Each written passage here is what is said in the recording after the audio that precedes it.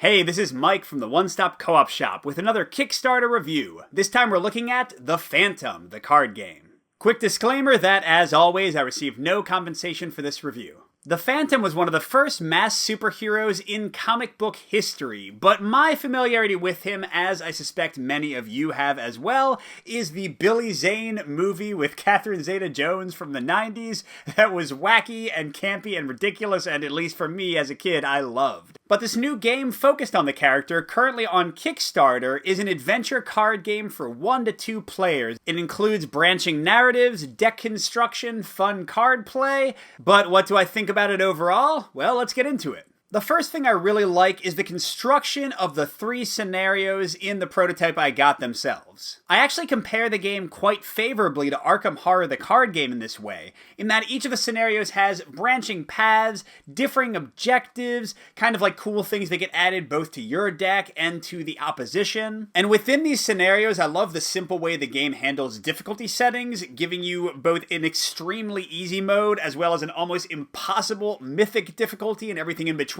And the difficulty settings don't just do simple things like lower your life, they even change up the objectives, have you see entirely new cards. It's really cool and gives you a lot of reason to replay the missions. But an even better reason to replay them a whole bunch of times, something I love about the game, is the achievement and loot system, which I believe is an unlockable element of the game on Kickstarter, but man, I hope they get to it because it's one of my favorite things. Each of the scenarios have unique achievements that challenge you to play them in different, more challenging ways, and when you complete them, you get to add these awesome reward cards to your deck, and they become permanent upgrades that you have access to. That's exciting enough and actually reminds me really favorably of Pathfinder, the adventure card game, but what's really cool is once you've gotten enough of these, you actually gain the option of deck construction. You can cut your deck down and pick the exact combos you want to build into. And that's another fun thing about the game. Even though the mechanics are incredibly simple, generally you're either discarding a card from your hand to get a token or spending the tokens you've gained to play cards,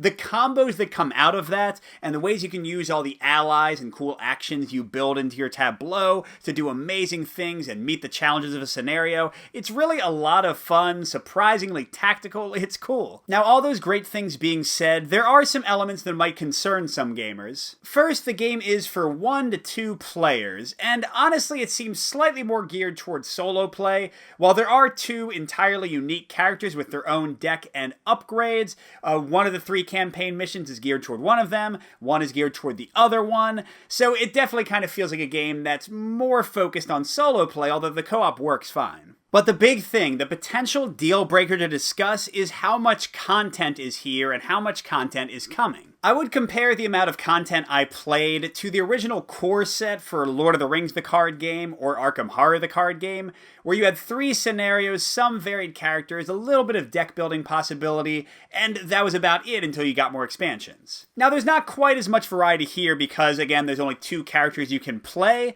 but from what I've seen previewing the Kickstarter page, I think the value is more than fair for the amount of stuff you're getting. But here's the thing, I really enjoy the scenario play, I really enjoy seeing new things in the scenarios, and I love building up my deck and the possibility of more deck construction.